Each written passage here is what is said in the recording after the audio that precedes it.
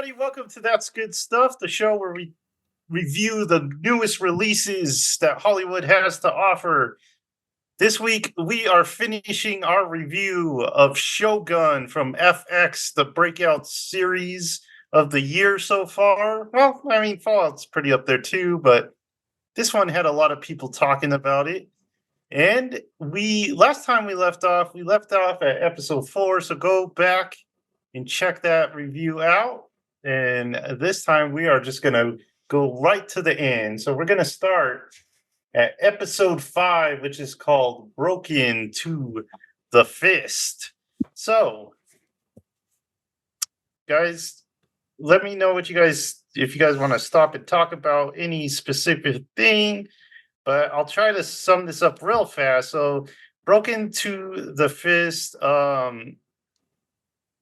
basically, this one is about Jared has left the building. So this one's about Mariko's husband. He is back in the picture. We all thought he had died because he was facing a bunch of enemies on the dock, and he said his goodbyes and he ran in towards them. So we all thought he was gone, but turns out he is still alive. And this makes it very awkward for Mariko and Blackthorn because they were making googly eyes a lot and doing the dirty. And now he's back and they're pillowing. Yes, he's pillowing. Okay, I am glad that they reduced the amount that they say that in the show because in the book, that's all they say is pillowing. They don't refer to making whoopee by any other means. It's always pillowing. Did you pillow this morning? It's like, no, stop asking. And it's hilarious, Thomas. It's weird. Pretty funny. I like it. This is one of those things, this like plot point that when it happened, I just kind of like mentally slapped myself in the forehead because I was too lazy to do it myself. And because it's like, how obvious was this? We obviously saw him go off screen. They do the pillowing a couple episodes ago. It's like, obviously they're going to bring it back. So it's the conflict of, the husband and which goes way further than I expected, but the husband with the new boy toy and the lady with trying to uphold her honor or asked to die half the time. Yeah, so it's pretty obvious. I was like, how did I not see that coming? But I didn't see that being the reason why he came back. Yeah, I didn't. Yeah. That was a good scene, though. The dinner scene. Between excellent scene between Mariko's husband and Fuji and Blackthorn, and so that was a good scene. Yeah, and they have kind of a contest to drink sake. There's like, this is how we drink it in a bowl like dogs. And then he gets his arrow out and he's like, I'm going to shoot this through that post over there, and he does. He's got twice. Good aim. Yeah, doesn't kill Mariko. Okay, Jared, did you have any thoughts on this episode? Yeah. Okay, so going on to episode 6, the ladies of the Willow World, we find out that they're talking about the tea house, and or people that know the tea house is kind of a house of inequities, or where the prostitutes hang out. A lot of pillow. Yeah, a lot of pillow talk in this one. There's a lot of pillows in this house, guys. Before that, though, we do see some of Miriko's background. She grew up with Lady, what's her name? Ochiban? Something. Ochiwara? I'm going to get a lot of names wrong in this one. Yeah, we'll go with that. So they grew up together, and we learn a little bit about that. So we get her backstory too, which is her father is infamous for assassinating the leader. And so she's got this stigma on her. Everyone thinks her, house is shameful. And her husband is like, they're acting like children. Toranaga says, "Stop acting like children. Just divorce her if you want to divorce her." But none of them really want that. And then we get the tea house scene, which Toranaga orders Blackthorn to visit the tea house with Miracle. He goes, "You take her with. You're going Oh with him." no! Here I go. He's like, "You're going with him. You got to translate what happens in the pillow." And then they have the kind of tea pouring and some talk, and he wants to be with Miracle. He doesn't want to be with the tea girls, but that's kind of how that ends. What do you guys think about this one? I like this scene, especially the tea house scene where I forgot her name. The consort, not the consort. She's a geisha, I guess.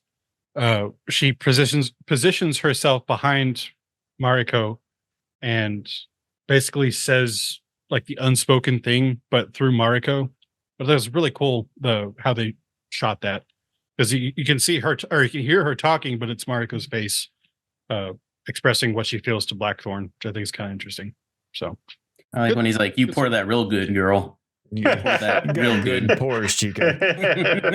This is where it gets super interesting and complex with like, because like the show starts off and it's like, oh yeah, they get, they start having fun with each other and they bang each other, and then hubby comes back and it's like hubby introduced the complicated nature of things, but then it gets way more complicated to where like everyone knows that they bang. They're kind of like allowing, saying, hey, this is a private place. I was trying to figure out like, were they trying to, what was the aim of everyone who was trying to get them? They're like, hey, it's private, you can do whatever you want here, because they're basically saying, hey, you guys can go in a room and I'll just leave you there.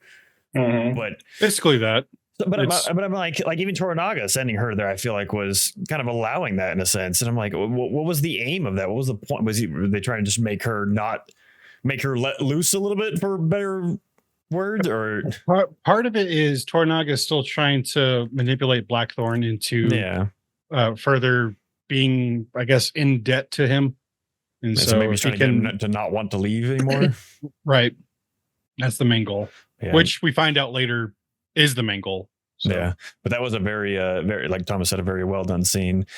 Where she's like, even like midway through, she's saying she, then she says I after a while, and she's like speaking for herself through the words of whatever the geisha lady was saying, but and then her, changing her mind at the end. It's such a, I don't know.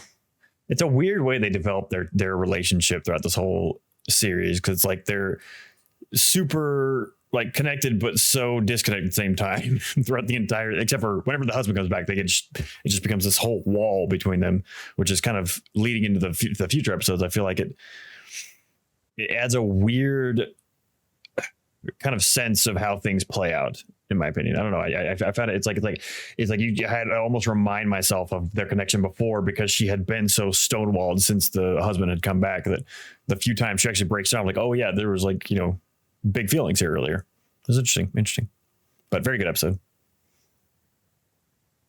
And then we should mention that this one ends with what was it? Oh no, maybe it's not this one.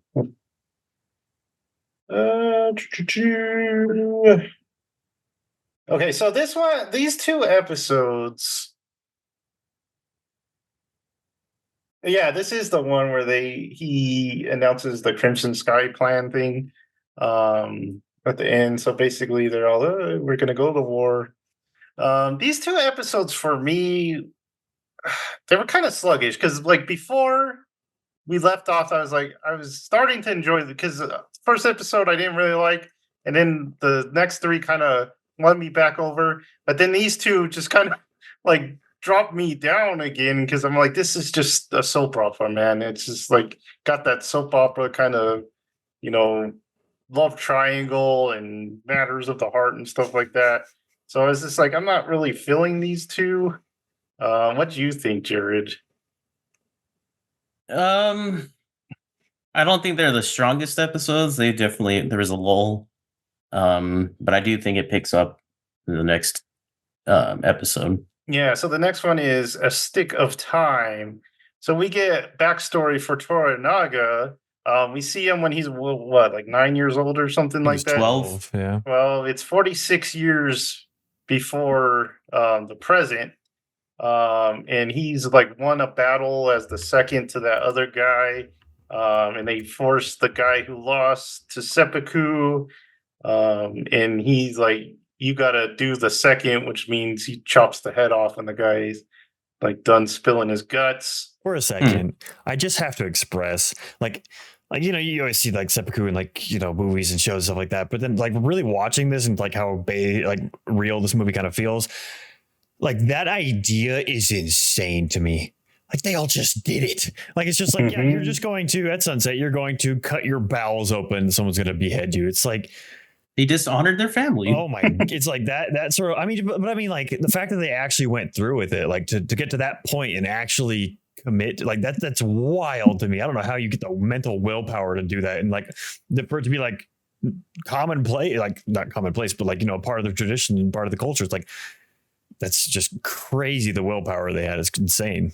But yeah, I was just like, well, you see later, it's like, oh, but not to spoil too fast, but later you see with the other guy, the guy that was the leader of the fishing town, you could tell he was a little more reluctant because he did real fast instead of like these guys that just look you in the eye and just like, oh, yeah. So last episode, Toranaga needs some help because they're really outnumbered. So that help he's hoping comes in the form of his brother. I think they're half brothers, right? Yeah. So they meet him and he's got a giant hat. And that's what I always remember about him. But we also missed the fact where Toranaga comes back with a full army, then the poor army gets crumbled by an earthquake. Oh yeah, like, well, that was so like what are the odds? Like I was kind of watching the scene because it's kind of far off, and I was like, "Is that squishing all the people?" It's squishing all the people. I was like, "Oh my god!" Toranaga like gets covered, and they have to dig him out. Anjin saves him again. Yep. Toranaga's brother looks cool though. He looks so like cool. a classic samurai. Really? Because he's got the ponytail. Dude, it's so long. I was like, that guy's so cool. And he's like showing his butt off to the camera the whole time. Like, dang. So the viewers don't really know what to make of him at first because he's kind of like threatening them, and then it's just a big laugh, and they're having a good time, and they're like, "Hey, we got some hot springs over there, and we're all looking forward to using the hot springs. We'll drink, we'll pillow. It's gonna be a fun night." Yeah, you can use our tea room." So they go and they do have drinks, and he tells a story about Toranaga that's kind of makes him look funny. I like this scene, the whole like them drinking scene, because he's telling. Sorry, there's a truck going by. There's like, it's aliens. Telling them the stories about when he was a kid, and then it starts off like kind of like just like, oh, my brother's cool, but then he tells that one where it's like uncomfortable, basically calling him his pants. Yeah. Yeah, and it's interesting because the son is there, and he really looks up to Toranaga. He always wants to prove himself to his father, and then the brother like tells him, "Do you want to believe the legends, or you want to believe the truth?" and stuff like that. So yeah, the brother actually tells him that he's had like another offer from the regents, and he expects Toranaga to surrender. Toranaga's followers are not happy about this. They think they should fight, but Toranaga doesn't really want a war. So he's like, "Yeah, we'll surrender." I did like that line from Toranaga to his son, because the son's like, "Dude, we got a battle," and he's like, "Why do the ones who have never been to war want it the most?" Or yeah, that was a good one. So yeah, there's a lot of talking about what to do next. And then so the son takes it upon himself, and he attacks the brother in the brothel. And there's a big fight, and it looks like the son's going to kill the brother, but then he slips on the hot tub and he dies. When I saw this, I was like, "What a loser, dude!" I was like, especially after because he has a whole speech where he's talking about a conversation with the uncle beforehand, talking about deaths and making a meaningful death and a worthy death and stuff like that. And then just like, well, I can't remember what the line is, but his uncle stands up. He's like, "Was this death beautiful?" That's what it was. He's like, "Was this death beautiful?" Like, oh, where was the beauty in this death or whatever? And then he's just like choking out. He's just like his baby skull got cracked open on a rock. I was like, man, what a freaking loser, dude. He just slips. I know, like in my mind, I'm like, oh, where are they gonna go with this? He kills his uncle. How does that? Does he like take the army then flip? I was like, never mind. Well, never mind. He tried, but no. And the poor dude, like he's just like swinging, and the guy's just like bobbing and weaving. I don't know. He is a pretty bad failed assassin. He should have used a cannon. He did better with that the first time. Reminded me of what is it? Where the red fern grows, where the bully lands on his own axe. On his and you're own like, axe? Yeah. Never heard of that book in a long time. Yeah, so Right. like I said, the last 2 episodes I was great on, and then this one started. It was okay, but then the end, I was like, "Dang, that guy just died!" And a pretty painful death. It's blood just squirting out of his head. Do you guys want to move to episode 8 now? Or any Yep. last thoughts on that one? I enjoyed it a lot. I like the whole deception part from the brother. Yeah. I also like the I guess the production design of the brothers' army, the silver. Yeah, that was very cool. That was pretty cool. Like And just all of it, dude. All of their freaking outfits look so good, man. Gosh, I was there's one with Tornaga, and he's just talking to someone. He's just leaning forward, and he just has like his wide-shouldered vest thing on, and I was like, man, just like the detail on every bit of it. It's like so cool looking. one of the things I saw on Twitter is like, man, Tornaga just disappears and then he comes back with the most like extra outfit ever to exist. It's like it happens 7 times. All right, so we go to episode 8, The Abyss of Life. So I think they say there's like, he's got to mourn for 49 days, I think it is. Yeah. Yeah. So like everyone's really depressed about what's going on. Toranaga, they're going to Edo, right? And he gets sick. You can hear him in the beginning. He's like coughing on the way there. And he's even absent from the funeral because he's like really ill.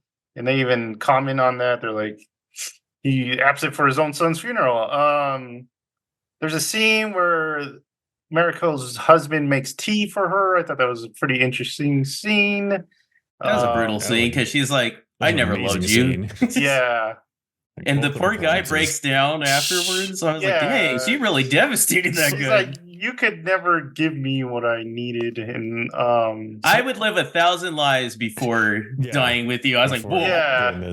So here's where I'm going to bring up this question because I don't really understand that. So at first I thought, it's kind of presented, he's the bad guy, he's an angry, abusive husband, blah, blah, blah.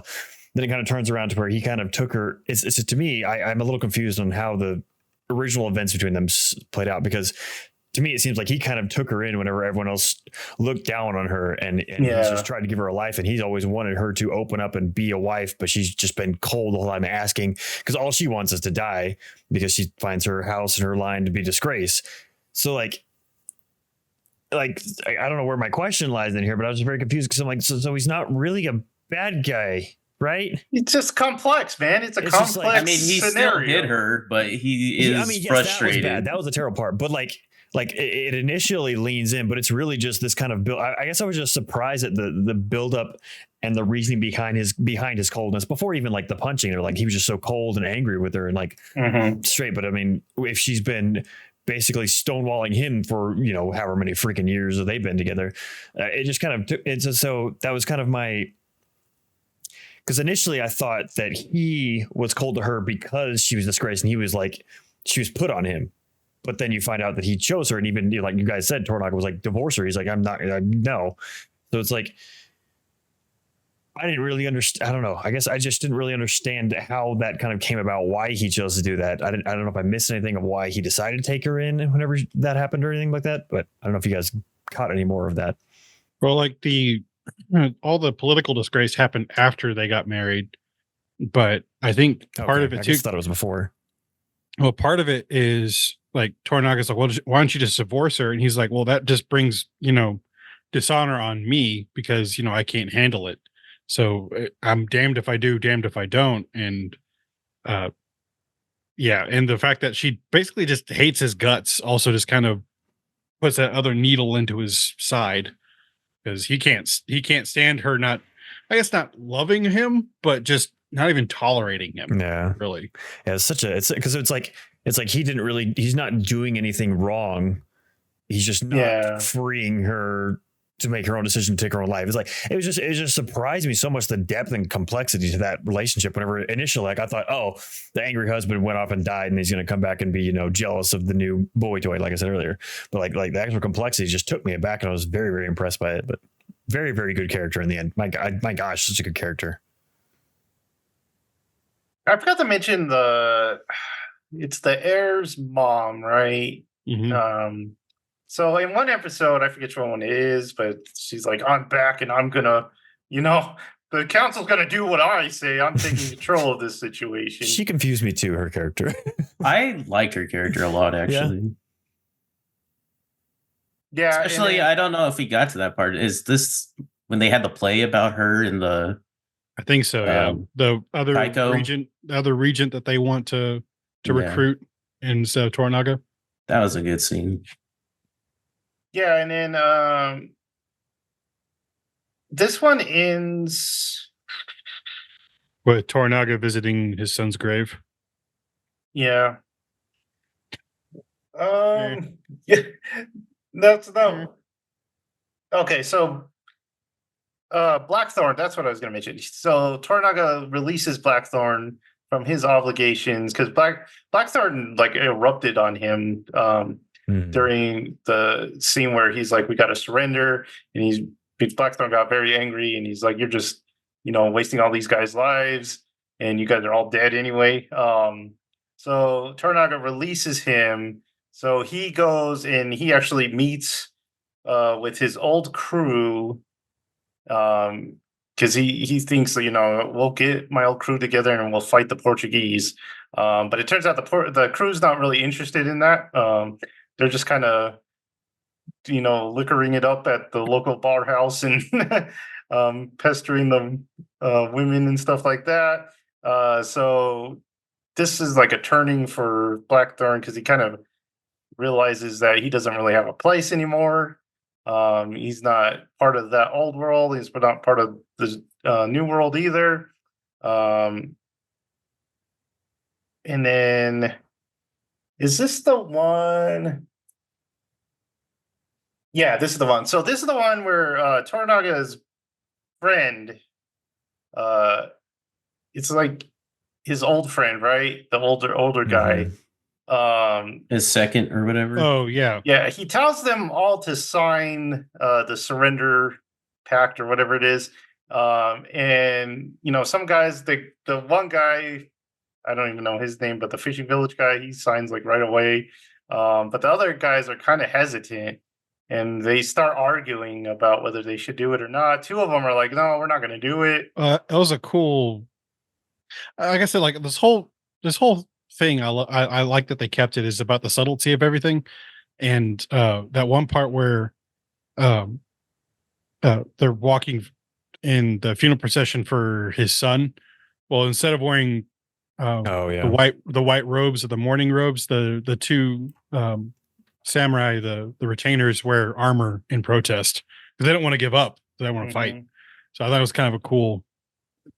It's all politics, but it's very, very interesting. Mm-hmm. Yeah, and basically the old guy he disagrees with Toranaga, and he says that, it gets to the point where he's like, if you do this, then I'm going to commit seppuku, and then you gotta change your mind, right? So they kind of go through the whole process, and Toranaga's like, nope, I'm not going to change my mind. Do it if you want. And he ends up doing it. This is when I was like, Marco's husband, man, he is having a bad week because his wife just told him, man, I don't like you at all. And then he has to be the second to his dad's seppuku. And I was like, man, I'm poor guy. Yeah. Yeah. So, and then it ends where we find out that this has all kind of been Toranaga's plan. And even him committing seppuku has bought him some time. And then he tells like Mariko, are you ready to do your part? And she's like, yeah. And that's where the episode ends. So here's another question. Was Toranaga actually sick, or do you think he was just faking the whole time and working in plans in the background? Because he just didn't want to be in the little of both. Time. I'm about to say, there's no telling, honestly. Yeah, it's crazy. It's crazy. I'm gonna keep that I'm gonna keep it to the last, but yeah, there's no telling. I can't even tell. Yeah, I think he was sick, but Think so? yeah, because they had 49 days to figure out what to do. But so yeah, Edo, the ancient version of Tokyo. So episode 9, Crimson Sky. So this leads us to Mariko going to Osaka.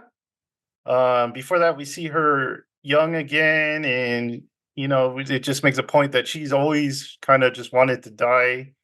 She's like running out in the snow. She meets with the Portuguese priest. He tells her that she's too young to be sad. Blackthorn and the fisherman guy, they're on the way to Ahsoka for their own purposes. I like when they're like sailing in and he's like, "Oh, I hate this city." So they're planning something. Mirko meets with the council, right? Yeah, And they're Well, I think they basically meet with it first because they ask. Oh if- yeah, that's true. if he can like be his like, I forget what he offers the Anjin or Blackthorn to do for that the other head guy. retainer is offering Anjin's like services to Specialties. the heir, Yeah. and he's basically trying to offer Anjin so he can get out of the Yeah, so they can be safe. yeah. But Yeah, then, but then we discover that Mariko is there to also, because basically the reason they're there is because they're trying to admit or get Lord Ishido, who's like the main antagonist, to basically admit that he's keeping all those hostages there against their will. It's not like, oh, they're visiting, and they're trying to make him publicly say that they're keeping hostages. So, and she's like, I'm going to leave now. Stop me. So, yeah, so this is a pretty cool scene where she confronts the council, and they're like, "Oh, we're happy you're here. Now you can be in the poetry contest." She's like, "No, I'm not going to be in that. I'm leaving tomorrow with these women. It's Toranaga's like wife and child, right, or his family. His wife, his concubine, and his newborn child."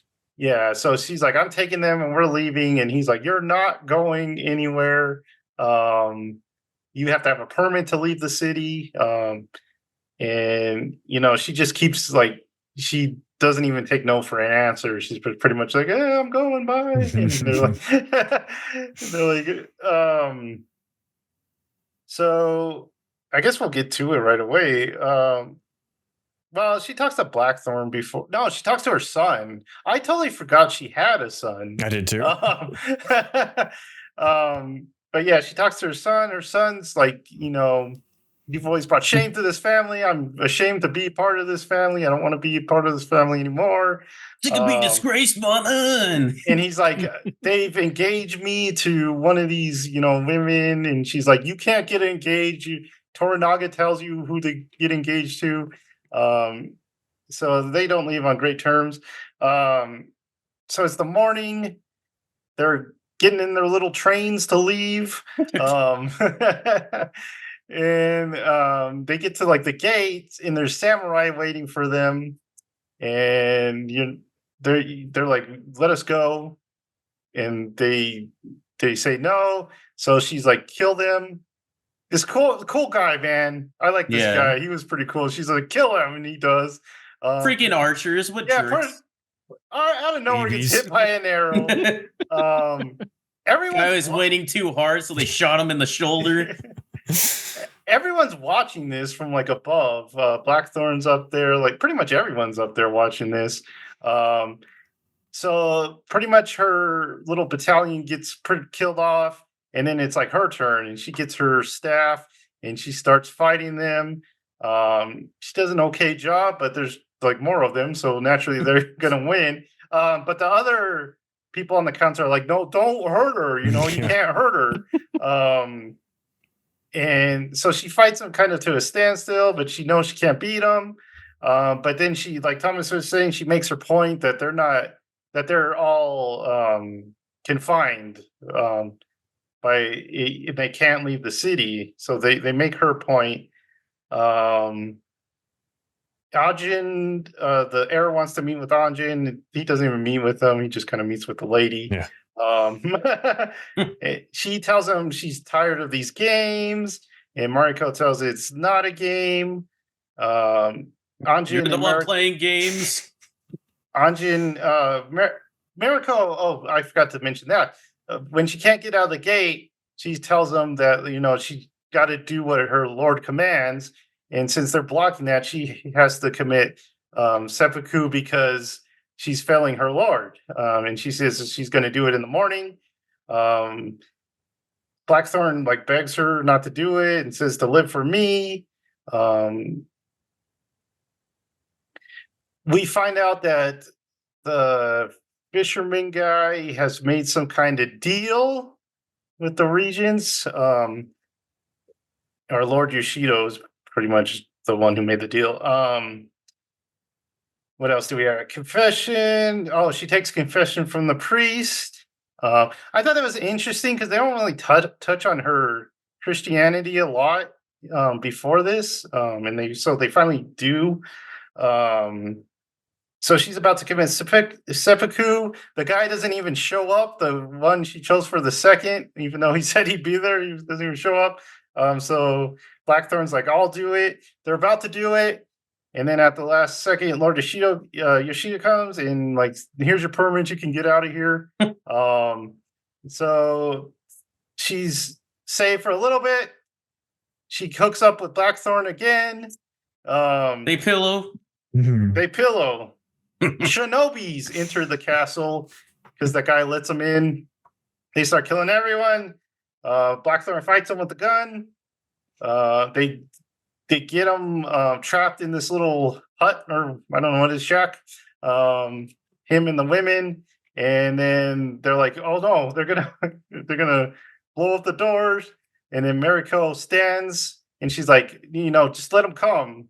And she stands by the door, and then he doesn't understand why she's doing that because he wants to fight to get her out of there. But then it ends with the door exploding, and that's how that episode ends. So you guys got notes on that one? This one got all the buzz from all the review sites. They're like, this is what the creators of the show wanted to make when they initially wanted to make the show. And I'm like, okay, so interesting, but I like the fight scene both in the courtyards, between the gates, which is actually kind of interesting how they set those up. And the brutal shinobi attack that came on, that was okay, that looks like that hurts. So I also like how Blackthorn shot that guy's hand through that was trying to open the door. Yeah. He's like, no. But this was a really cool. Okay, the last episode is the one, I think I told you about that. I didn't like the last episode, the one where they're kind of mourning Tornaga's son's death.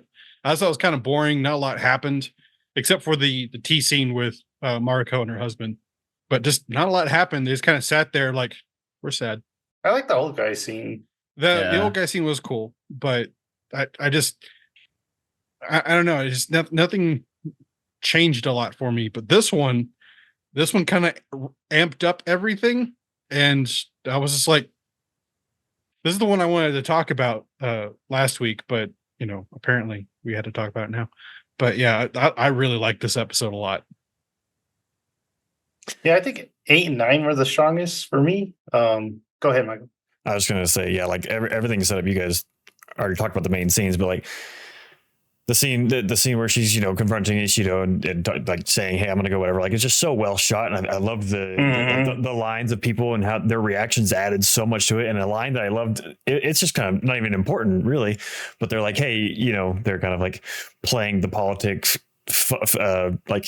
kindness, or yeah, you can make the first line for the poetry contest. So she gives her line. He's like, "Well, it's a bit bleak, but we'll take it." That was pretty funny, but just so fitting for her character. And then her, marching toward the gate scene, it's so interesting because you have everyone watching. That's what blows my mind about the show is the the lack of individuality with everyone in this kind of culture. Like all of her guards were like, yeah, we're gonna go die, we know it. Like they're just like we're here to make, and like her purpose is to go make a statement. Like at the end of the episode, I'm gonna stand in front of this door and die because it's gonna change something beyond me. Like it's so powerful to me in the show. And her last statement that you brought up, whenever I think her words were, there are too many of them for me to fight through, so I'm obviously held against my will, or something like that. Like she's just like just pronouncing that. I thought it was so well done. Everyone's watching above, and like that's whenever she calls on that guy to be her second. I think he's one of the regents. He's one of the guys up top, and he's a Christian. The Christian one. And he's like, and he nods like, yes, I'll do it. Whatever. And Ishido, backed him down later on. But I just feel like all that's so powerful. And then leading to the scene where she's about to commit seppuku, and at first, whenever she's getting to the gate, I was like, okay, so she's gonna be okay. She's gonna be okay. And then it gets to the point where no, she's gonna commit seppuku. And I was like, oh crud, I don't know if I think she's dying. And then it comes to the point, until the door's shut, I was like, she's dead. Like she's gonna die. There's no way. Cause like how powerful is it gonna be for him to have to kill her? But then the door's shut. And I feel like they shouldn't have shut the doors, because I feel like it was a very big tell that Ishido was about to walk in. Cause like without all the other people committing seppuku, everyone else watched it, and like they're seeing their person die, whatever. But the door shut, and I was like, okay, yeah, they're about to be saved. It's gonna be the last second, blah, blah, blah, whatever. So I didn't expect her to actually die in the end, but I felt like it was very, very powerful to make that choice. And just like the vision, like, with her having her Christian background, the vision of her having her arms crossed like this in front of the door, I thought that was, or not crossed, but spread. I was like, man, it was a very powerful episode to me. Very, very powerful. I remember reading in the book because this is how she dies in the book. And I just remember, like, then the explosion happened. I was like, huh? What? Like, I had to go back, like, what the hell just happened? And yeah, like, Blackthorn is like completely shell shocked and just like, did Mariko just die? Because like she's one of the bigger characters in the book, and she goes out like that. And so you're just like, whoa, okay. Oh wow. So I just remember that happening in the book, and I'm glad they kept that in this scene specifically, how just brutal that death was. So, but yeah. Speaking of Michael talking about the loyalty, Thomas. Speaking of the loyalty, Michael, it's like of the people and like the lack of individuality. I like when the cool samurai guy dies, and she's like, you're the leader now. Are you ready to kill these guys? And he's like, yep, be on it. And he just goes to work. Those two guys, man, they're really cool. Yeah. Those guys were the goat of the series, man. And then the Lord of the Fishing Town, that guy, he's not like the best guy, but I do like his character. I like because when Mariko stands up to the Ishido and like mouths him off, he's like, why'd you do that? And oh, I didn't plan on that. He's like, yes, you did. He's like, you did it on behalf of Toranaga. And he's just all upset. He has one of the coolest armor sets, I think, in the show. He has the black raven feathers for his armor.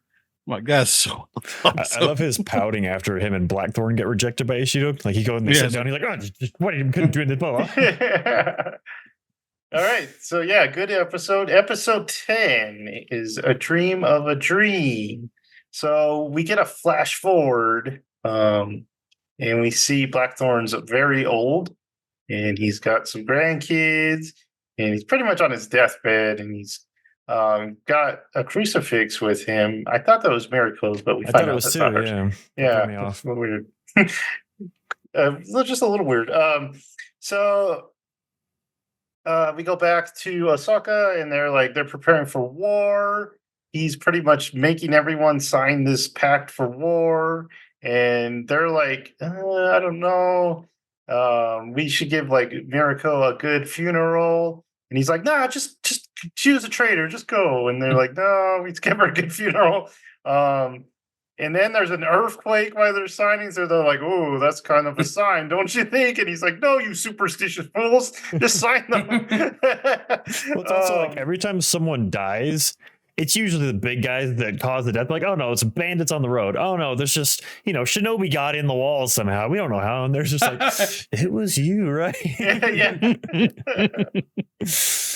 Blackthorn, we found out, slept for a lot of days because he was beat up. But it's get up, time to leave. They shouldn't have let him go to sleep, man. He's got a concussion. The priest is there to take him out. They're like, you're allowed to leave, and he finds out that his life was actually spared by miracle. And then we get a scene with the what's her name? I always forget her name, but it's the heir's mom, and she's talking to the heir, Oh. and they're like finishing the poem, and let's see what else. How would you finish it? And then the heir says something. She's like, "Nah, how about No, this?" that's not good. Try again. Oh, so they're sailing back with the fisherman dude, right? And he's just like going. He goes off the deep end, man. He's like, dude, let's get Teach me your how to dive. boat. Yeah, Teach me how to dive.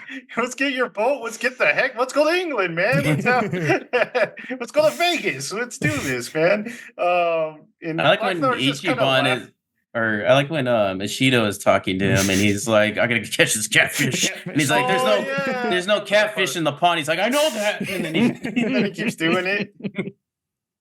So they get back to his village, and Blackthorn finds out that his ship has been sunk.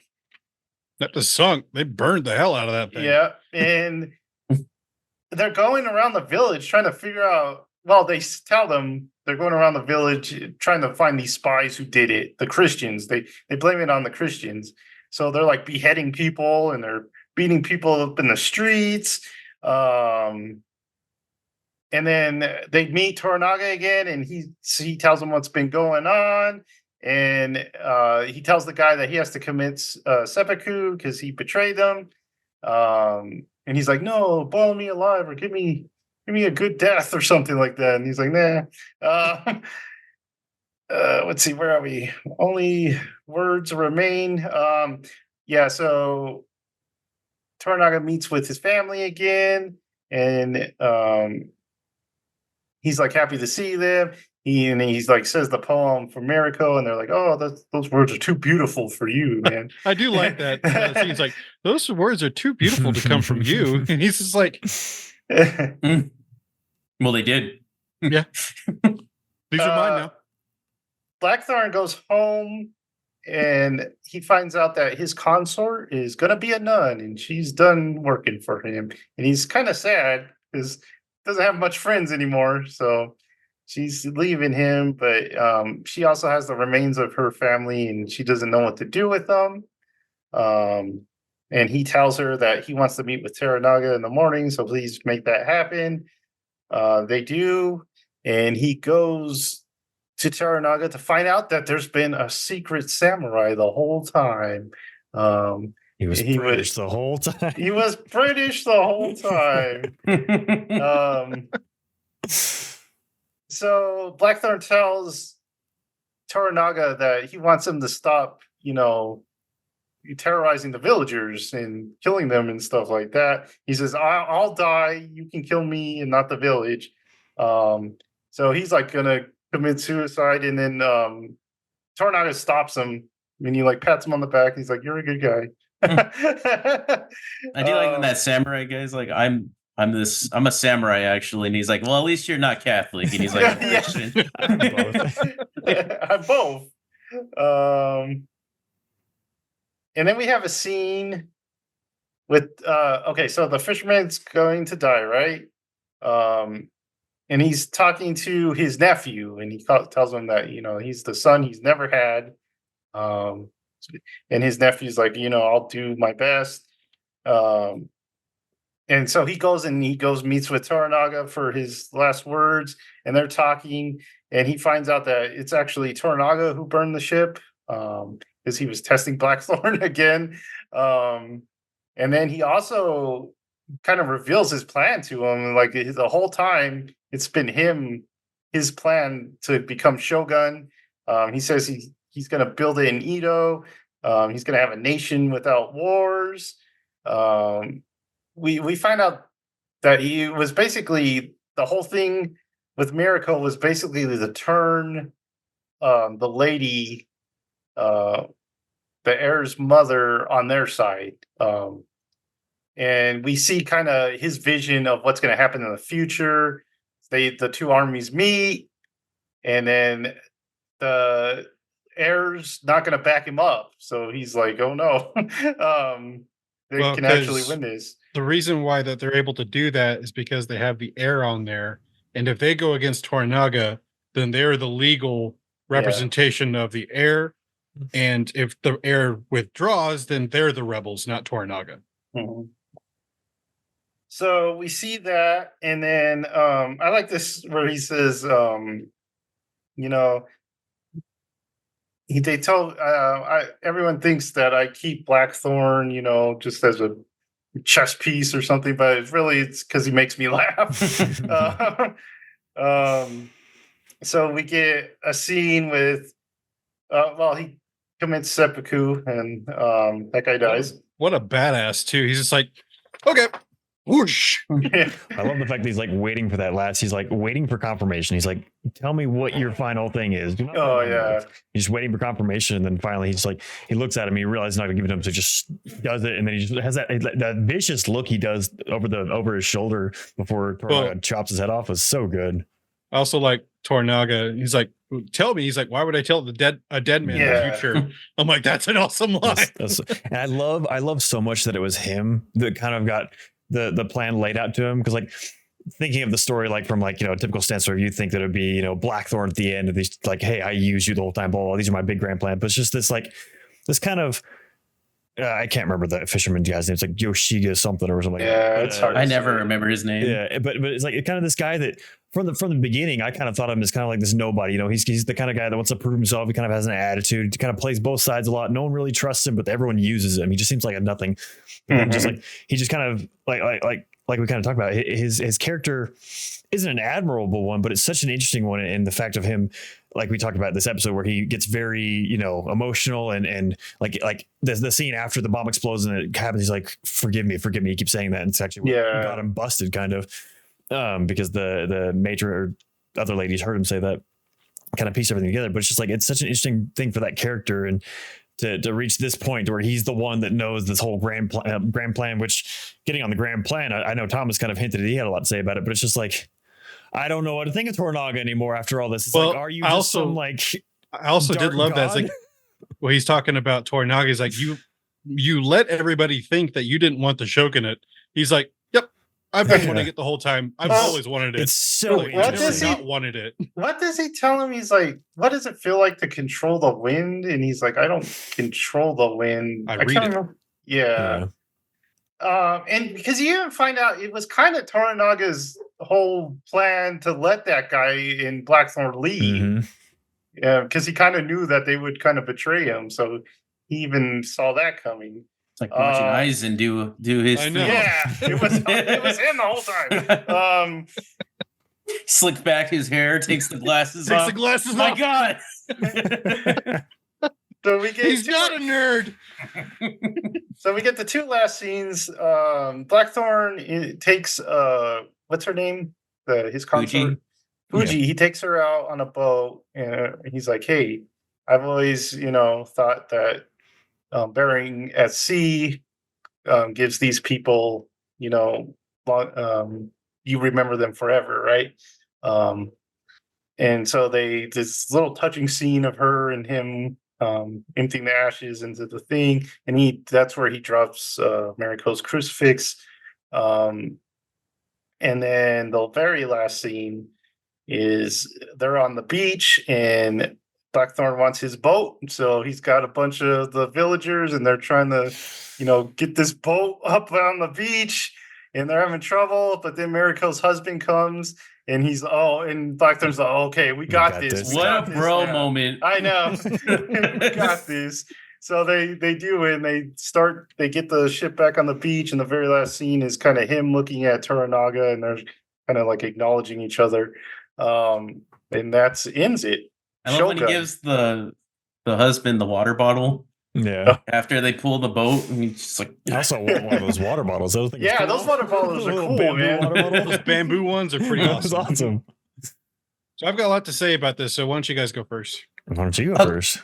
Jared wants to. I'll go first real fast. I'll let Thomas finish it off. I'm not I didn't really like the beginning of this episode, the flash forward, because it kind of confused me, and I feel like it was a still confused possible about it. future and not the set future. Nope. Feels very cliche. Well, it's Like, also like the fact that it didn't lead to that point. Like you think that's going to be the end of the episode where it flashes forward, but we don't Well, even I have thought a it was- conclusion really. I thought it was a metaphor for changing fate, and like he does change his fate because that would have been what the possible outcome would be because he has Marco's crucifix. But now that you see that it's in the water, it's not that Oh, future. interesting. Okay, that is I thought you just had a interesting. different one. I didn't remember they looked the exact same. That's what I got out of that. So yeah. So if that's true, then okay, that's. But if that's not true, I'm like, I don't like that beginning. But I did. My favorite part of this one was just the beach scene with the husband and him just kind of being like, Yeah. I know, bro. Dude, And okay, I don't know what it was, but the way he sat down was the most manly thing. He just goes like, dude. Arm on his leg. But yeah, it shows the respect they had for each other. So yeah, that was cool. Because like you guys, like Michael was bringing out, I don't really dislike Mariko's husband as a character. I think he's got a lot of good points to him. What's kind of interesting about like him and the fisherman scene, and yes, I forget the guy's name too, is that yes, they are not admirable people, but they are good and well written characters. Yeah. And so you're interested to see what happens to them. Like I loved the cliff scene. That was a great scene. That was an incredible scene, especially like it just opening up on Toranaga sitting on the stool. Yeah. Over the cliff. You're like, oh my gosh. Could you imagine walking? And that's just kind of like the kind of like the dark turn that I feel like that it's like it's presenting him in a different light at that scene in my opinion, where it's just like, who is this guy? Well, it also harkens back to I can't believe I said that. It also goes back to when that guy surrendered to him and he wanted Toranaga, the 12-year-old Toranaga, to behead him. He's like, yep, I killed that guy. And his old like samurai guy's like, it took you like 4 swings to decapitate. Oh like, yeah. in all fairness, who asked a 12-year-old to behead them? Like really? he's like, he really made a mess of that. It took like 9 swings. That was fun. Yeah, so there's been a lot of like reaction to this episode being kind of a letdown, underwhelming. But you know, I understand that's how the book ends, kind of an epilogue ending for it. Yeah, I think you guys mentioned the best parts. It's not like the best finale I've ever seen, but I don't think it was terrible or anything. It just kind of got across its themes. And it is, like I said, I probably like episode 8 and 9 the best, but you know, this did its job, I guess, is what I'm trying to say. But I like that it wasn't like it didn't end on a huge fight. It did end with Toranaga just pulling all the strings, and you see what kind of a conniving guy or not conniving, but like kind of manipulator he is. Oh, sorry, I need to go. My bad. Sorry, I was like, why is everybody looking? Yeah, so no, I really love this scene because it takes things basically right out of the book and translates them very well to screen, especially the whole Toranaga has been planning this basically since the beginning. Like he saw Blackthorn come in and he's like, well, that doesn't change everything, but it can't help me distract everybody from what I'm doing. And that's what he used that's what he used Blackthorn for. Some weird changes though from the book is kind of confusing. They didn't have the flash forward in the book, and Jared, that's kind of what I was thinking, was that him holding on to the past, the cross, Mariko's cross, was a possible outcome for the future of him never letting go.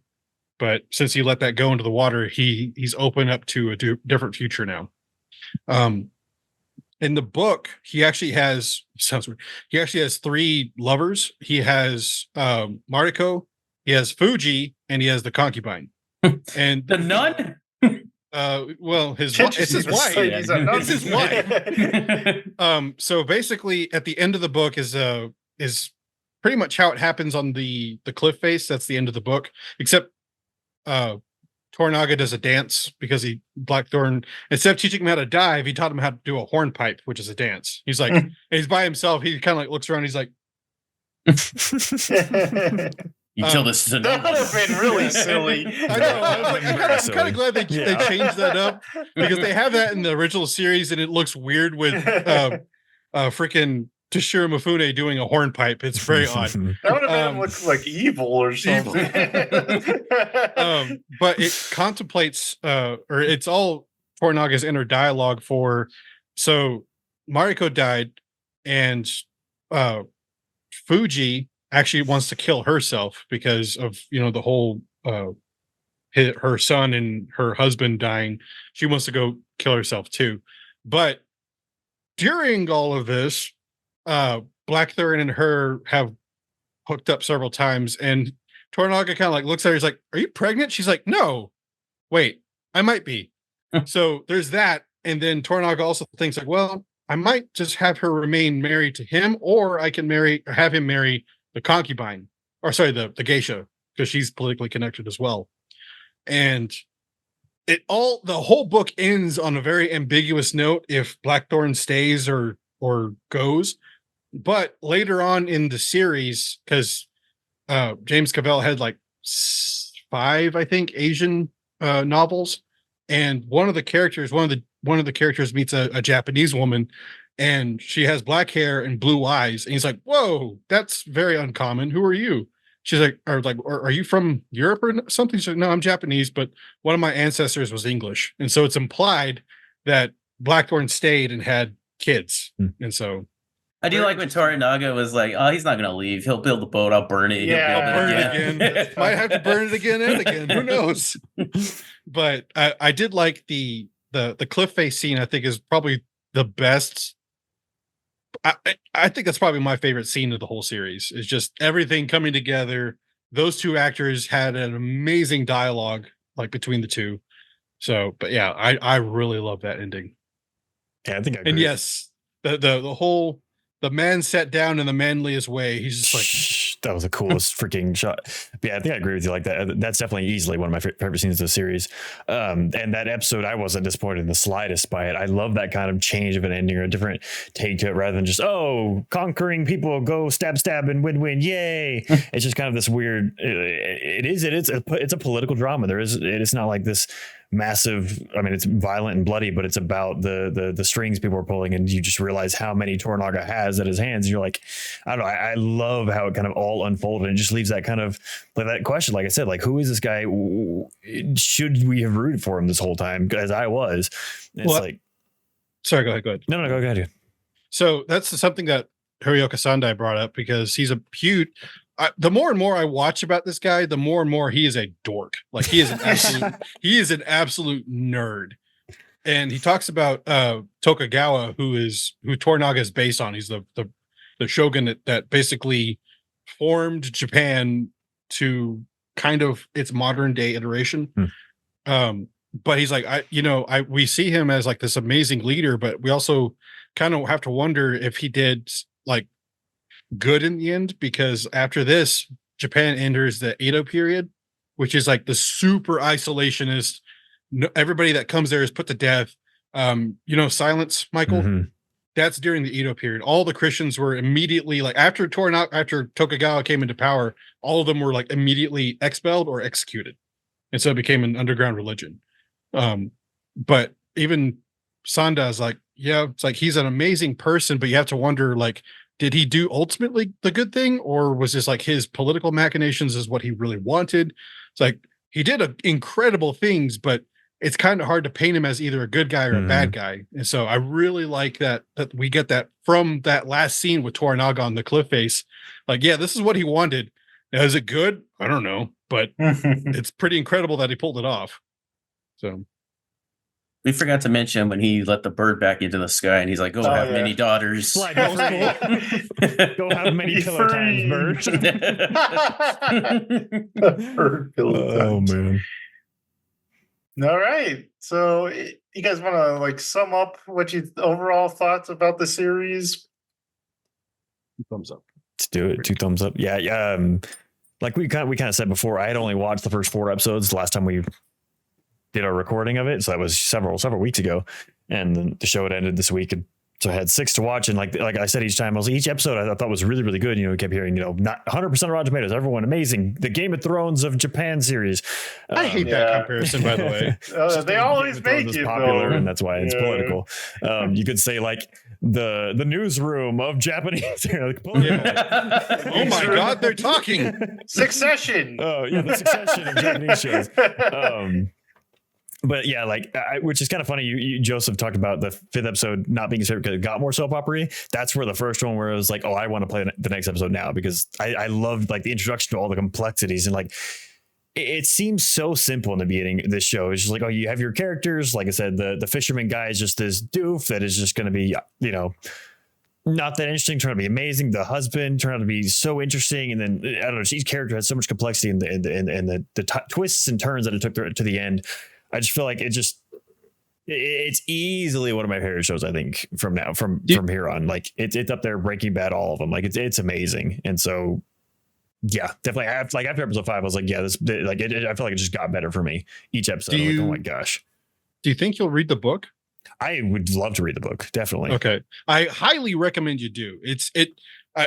Part of why I was like so interested in this is because they kept being faithful to the book. They did make changes, but they always kept the style of the book inside the show. And I was like, I can't believe they're actually doing this. This is really good.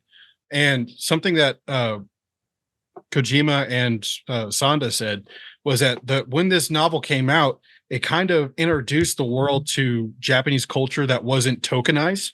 And so it was very, very respectful of how they presented Japanese culture, not in like a worshiping kind of way, but because in the book, they do despicable things, like even more in the book, but it was very honest about who they were, and it didn't shy away from it, but it presented it in a very entertaining light, but also just a very respectful light. Like this is our history. Like this is really good history.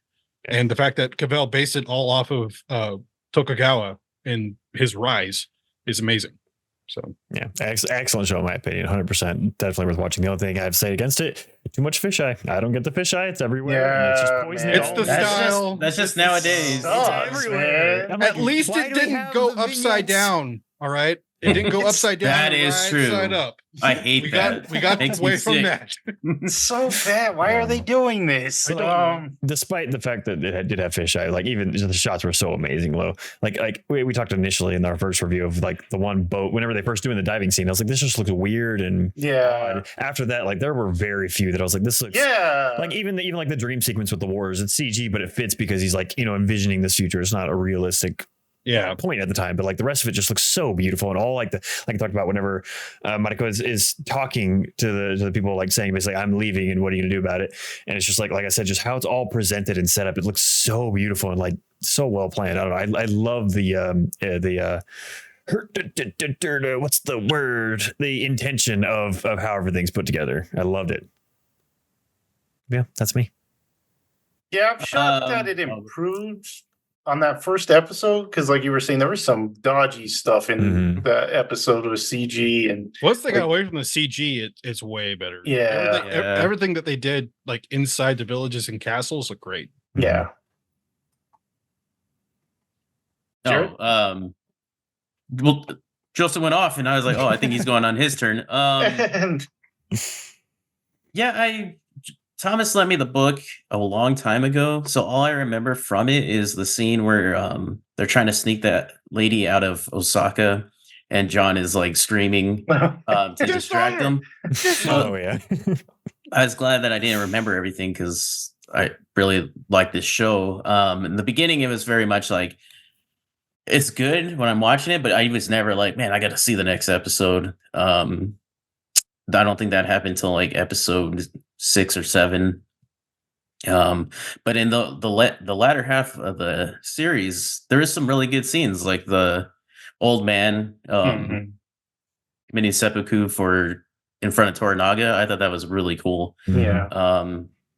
Just him saying like farewell, my friend, and then he just like did it. I was like, geez. Also, just accompanying the fact of like afterwards when Toranaga is like breaking down with Mariko, and he's like he played his part and he did what needed to be done. You're like, oh my god, like that's what I'm talking about. Going back to the thing with the soldiers, like they know they're going to die for a bigger purpose. Like it's just wild.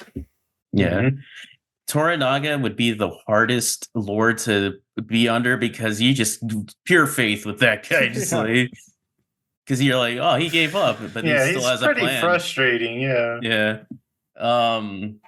But I really liked it. I love samurais, so it was just cool seeing samurais. And then quick shout out to the like opening music. Yeah, I love the music. It's like Trent Reznor kind of music. Also, can I bring up one quick scene that it's not even really that much, but I don't know why, I just felt it was so powerful when he goes up and he draws the line in the sand in that garden, and the rock garden. And it's just like, I don't know. I was trying to describe it to myself what it kind of presented itself to me. It just felt like he's just being this disruption and just this organized rule based. I was like, what a powerful image and how to do that. It's just, he just walked up and just angrily cut that line in sand. I was like, man, what a good scene. I forgot about the scene that I wanted to talk about that we didn't really talk about was with Ochiba in the whole play scene. And she's just like mirroring her character on set. And you just find out more about her and her backstory and how she got to that point. And I don't know why, but I really like that scene. And then you have that traditional like mask or like theater mask. Oh yeah, the nose stuff. Yeah. I don't know why. I just really like that scene. Thomas? It's all about fact. No, I think I said everything. Oh. Yeah, so I was surprised because I was really down on the first episode. I did not. It just didn't grab me at all. And then I'm happy that this is a mini series, man. If this had been like 5 seasons or something like that, I just dropped it so fast. I feel like they would have had to try and fill too much if it was longer than this. Yeah, I'm glad that they put everything into this format, like this miniseries format, because I think a lot of books and stuff should be adapted that way instead of doing movies or, God forbid, like 30 seasons of something. It's too much. But the fact that they had an end point, or that they had, or sorry, coming into it, they had an end point, which I think is great for writing, and they just followed it to its really good conclusion. Yeah, because like I thought, if any more, it would have probably been so properly like I was like those 2 episodes. I think I would have liked it better if I could have watched it week to week instead of kind of binging it like I did. The correct format. At the end, it was what it was. It wasn't like like I said, it was not my favorite ending to a series. But it got the job done. And then I thought the writing was really strong at the towards the end of the series. There's just some like very poetic lines that they say throughout the ending, and it is great. So the writing's really strong. And like Jared said, that theme, I always look forward to that opening theme. It was really cool. All right, you guys got any last words? I've got something. Okay. So I've been kind of I'm going to do the hornpipe right back here. So I've been kind of hinting at that I've got something planned. So I got it finalized last week, and guess what I'm doing in December? Going to Japan? Yep. Oh, nice. So I'm going to Tokyo, Kyoto, and Osaka. I'm gonna fly there, and I'm gonna come back on Christmas. Oh my gosh. Well, I mean, I don't celebrate Christmas anyway, so there's a busy day to travel. Not on Christmas. Christmas is actually pretty dead. The day before, day after, pretty hectic. Oh, so I bet most people aren't going to Japan on Christmas, so I think it'll be all right. Right, exactly. That's why I wanted to go. I'm like, I want to go not during the spring. Man, Christmas is the date night there, man. Everyone gets KFC and they have dates. I didn't want to go in the spring because it's way too crowded. It's way more expensive because of all the tourists. But yeah, I'm going by train. I'm staying in the Ginza district in Tokyo, which is going to be a lot of fun. I'm going to try to see some anime crap there. But yeah, I'm gonna go to Japan in December. So nice. Oh, just by myself, by the way. So it's gonna be interesting. So, but I'm learning some Japanese and see how it goes. Maybe I won't come back like Blackthorn. So the guy that Blackthorn's based on, didn't he even meet Mariko in real life? Really? Yeah. It's all novels. Did you guys see the pictures of him being cast as Wolverine? Like the theory No. case? They wanted to be Really? Wolverine. His Oh, yeah, performance is kind of funny. It's just like he does like the Jack Sparrow kind of thing where he's always like He just always he just has the saddest like puppy dog eyes. He's just like he's always looking around like what's going on? It's like someone give that All man right. a hug. Oh yeah, make sure you guys get your souvenir list ready. So I'll get you All guys some chopsticks. I want a tree. a tree. A bonsai? Bring me I a want- whole tree. I want that water bottle. There you go. I'll look- Bamboo I'll look water for 'em. bottles. There you go. Well, I'm going to Kyoto, which is like the imperial city. So I mean, maybe they'll have something there.